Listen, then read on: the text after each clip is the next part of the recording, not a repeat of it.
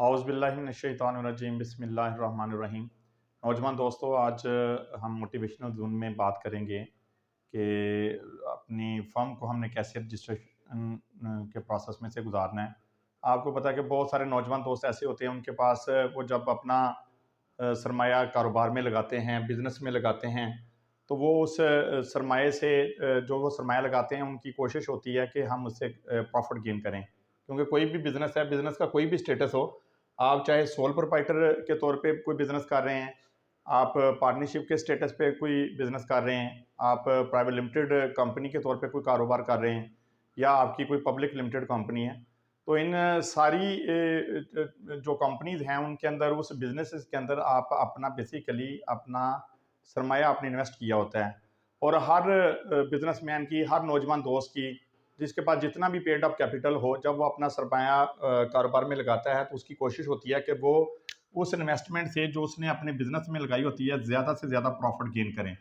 वो basically profit के लिए काम कर रहा होता है।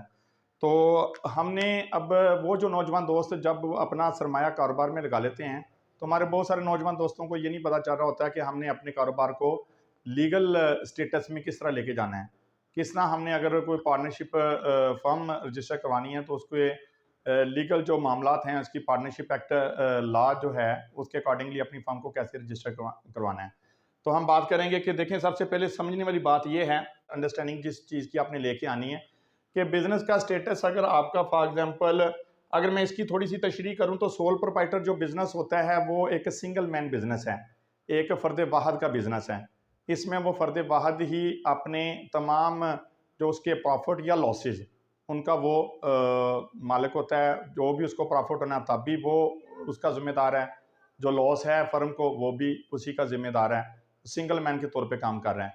लेकिन नॉर्मली जो है मार्केट में जो बिज़नेस है, जब एक से ज़्यादा कुछ पार्टनर्स मिलकर, मिसाल के तौर पे पार्टनरशिप में मैक्सिमम मिनिमम 2 और मैक्सिमम 20 पार्टनर्स हो सकते हैं।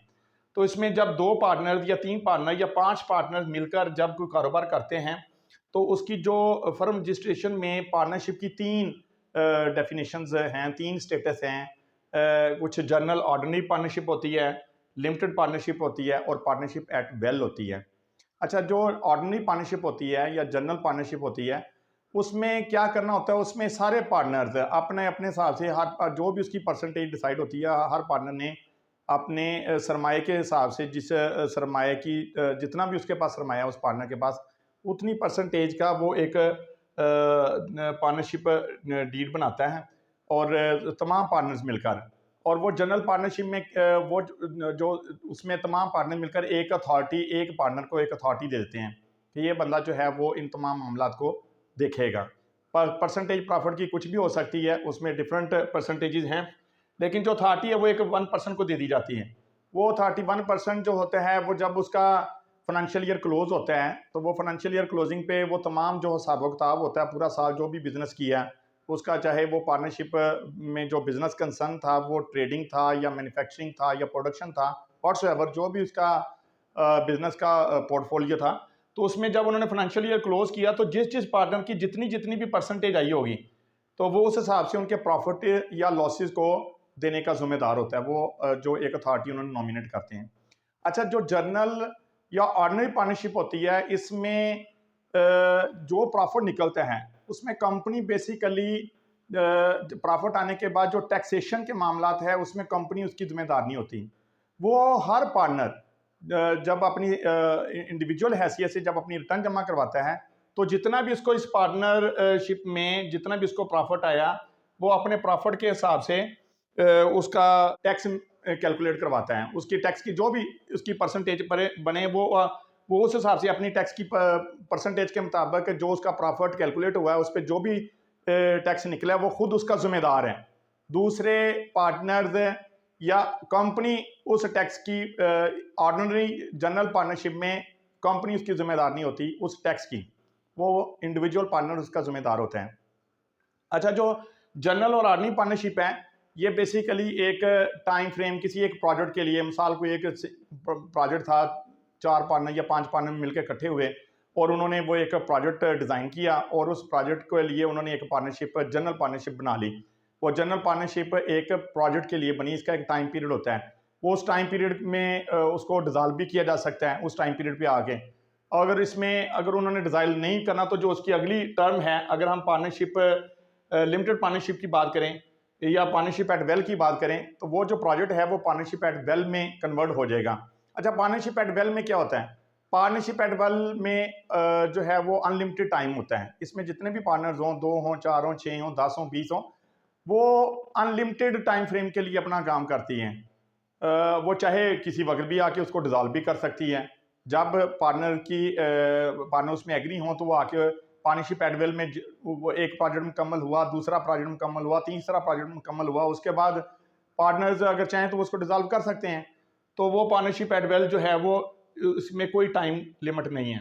इसी तरह जो की दूसरी जो कैटेगरी आ जाती है लिमिटेड पार्टनरशिप। लिमिटेड पार्टनरशिप में बेसिकली इसमें क्या होता है, जब प्रॉफिट कुछ पार्टनर्स का या उसकी परसेंटेज जो प्रॉफिट की होती है कुछ पार्टनर्स की और होती है, कुछ की और होती है, लेकिन जो इसमें तमाम पार्टनर मिलकर जो अथॉरिटी नॉमिनेट करते हैं, वो अथॉरिटी अगर उसके पास प्रॉफिट की जो रेशो है, फॉर एग्जांपल इसको मैं अगर इस तरीके से ब्रीफ करूं कि अगर एक पार्टनर की प्रॉफिट की रेशो है 90% और दूसरे की है 10%, तो जो 90% वाला है वो बेसिकली जितना भी प्रॉफिट हुआ या लॉस हुआ या उन्होंने कोई फैसिलिटी बैंक से गेन की या कोई भी लाइबिलिटी कारोबार करेंगे, तो डेफिनेटली जब हम सेल और परचेज कर रहे होंगे तो परचेज करेंगे तो हमारे अकाउंट्स पेएबल जनरेट होंगे, सेल करेंगे तो हमारे अकाउंट रिसीवेबल जनरेट होंगे। अब जब हमारी करंट लाइबिलिटीज हों या हमारी लॉन्ग टर्म लाइबिलिटीज हों, तो उसमें ये वाला जो पार्टनर होगा वो उस 10% का जिम्मेदार है।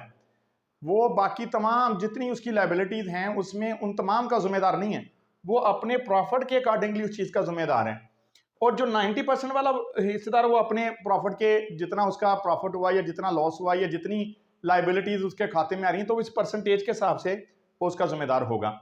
तो ये है हमारी इसमें पार्टनरशिप में। हम अब आपको बताते हैं कि इसमें 3 पार्टनरशिप 3 स्टेटस हैं, जिस पे मर्जी जाके वो पहले पार्टनर मिलकर एक बोर्ड ऑफ डायरेक्टर्स की मीटिंग कंडक्ट करें, तमाम पार्टनर्स जो हैं वो उसमें बैठ के एग्री हों कि हमारा पेड अप कैपिटल हर पार्टनर का कितना कितना है और उसमें से उनकी प्रॉफिट की परसेंटेजेस क्या होंगी। ये तमाम लाहेमल, तमाम जो टर्म्स एंड कंडीशन एक सादा पेज पे लिख लें और उसके बाद इसको आप इसके स्टाम्प जारी होते हैं, उसको फिर हम स्टाम्प मैनेज करवाए जाते हैं। उसमें बहुत सारी चीज़ें ऐसी मैनेज करने की ज़रूरत होती है कि हम जब कंपनी रजिस्ट्रार ऑफिस के पास जाते हैं तो पार्टनरशिप एक्ट 1932 सेक्शन 58 के तहत हम किसी भी सब रजिस्ट्रार ऑफिस में जाके उसमें कंपनी रजिस्ट्रेशन के लिए अप्लाई कर सकते हैं।